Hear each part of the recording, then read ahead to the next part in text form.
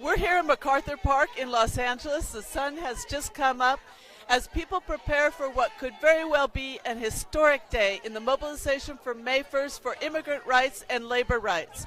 We're here with Rigoberto Valdez. Thanks for being with us, Rigoberto. No, thank you for having me. Rigoberto is the Vice President of the United Food and Commercial Workers Local here in Los Angeles. Rigoberto, I wanted to talk to you about the role of labor. Of course, it is International Workers' Day. What will your union be doing for today's mobilization? So our union is mobilizing. We're only a few blocks from here from MacArthur Park, and we have workers from Ralph's, Vons, Albertsons, from CVS, Rite Aid, as well as Farmer John. And El Super, which is one of our employers that we represent, has actually closed its doors. They announced that they were going to do that on Saturday. So we'll be joined by a lot of those workers.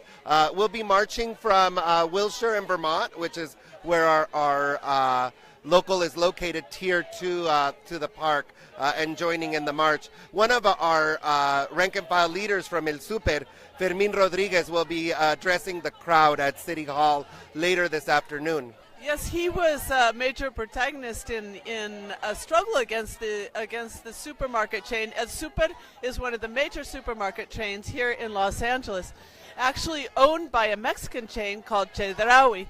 Tell us about what he did.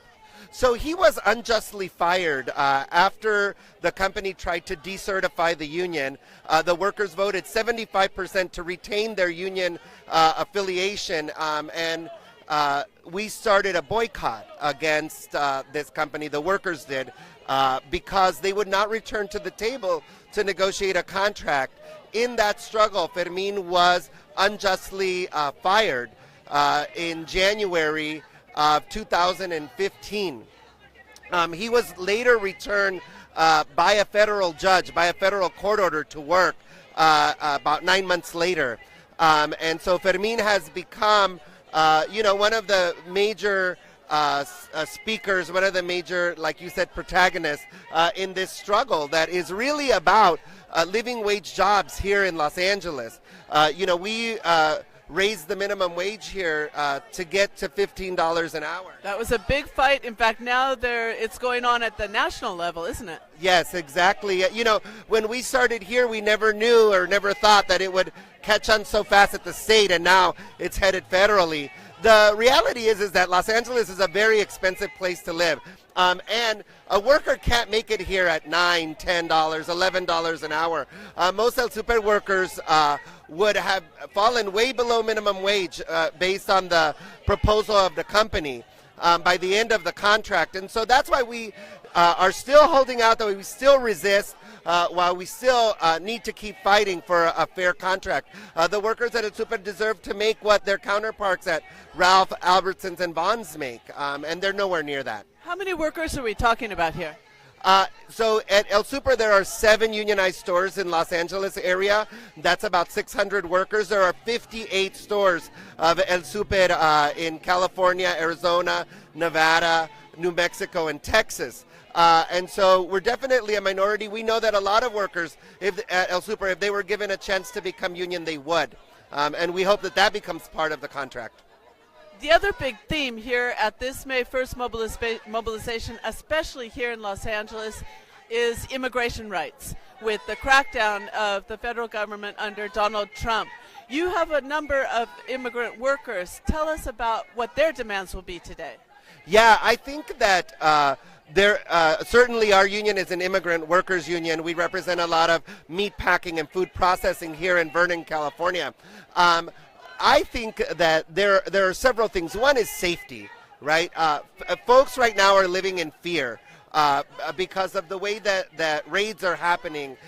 Innocent people are being, taken alongside folks that are supposed criminals, right?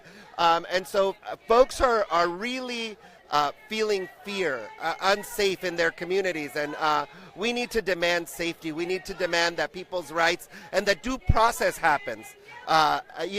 Certainly we need immigration reform. A lot of the folks here in Los Angeles especially are undocumented, and they're here working moving the economy forward. We have a vibrant economy thanks to our immigrant communities here in California. Many have been here for years, even decades. Many years. There hasn't been immigration reform since 1986, and so there are people who have literally lived in the shadows since 1986. And so it's a really big problem that needs to be addressed. It needs to be addressed sooner than later. We also feel that workers need to be, especially those who stand up for their rights, workers that are exploited based on their status, need to have more protection against retaliation from employers as they fight against wage theft, as they fight for better safety conditions in their workplaces. And that's literally what May Day is all about. This fight for immigrant rights and for workers goes hand in hand. Have you found that the companies that you're dealing with take advantage of workers based on their immigration status? We run across a lot of workers whose big issues are wage theft. We opened, our local union opened a worker center just this month in Huntington Park to address some of those issues. The Ricardo Eficasa Worker Center opened in Highland Park on April 8th to address workers' issues around wage theft, especially. As the minimum wage goes up, more and more folks are being robbed their minimum salaries. Which means that they're just simply not paid for the hours they already worked. There's three different ways that wage theft happens. One is that people get stolen their breaks that they're rightfully due. Or people are asked to work off the clock, which means, you finish your 8 hours and then, you're asked to finish cleaning up, even though you're not working anymore. And the third way is that you might work 10 and 12 hours and only get straight time instead of getting overtime. And so those are the three major ways that folks' wages are stolen. The other very, very big problem, especially in industrial and manufacturing, is safety. Line speeds go very, very fast, and repetitive motion affects folks. And when folks are undocumented, most of them are afraid to go and file a workers' compensation claim or go to the doctor, and simply are thrown away. And even more so now in this environment. So now, especially with the politics that are going on around this particular population. And so this is why we felt it was important to address those issues head on. We could be talking about life and death issues here. In a lot of ways, yes. Especially, in rural communities, where people do not have the ability to go to a center like the one that we opened, or have a chirla or a carecen, that there is really... Those are immigrant rights groups, just to tell our viewers. That advocate for workers every day. And so that's the kind of support system is very important for workers. It doesn't exist everywhere. And so in places where that does not exist, workers are much more susceptible to, these kind of offenses.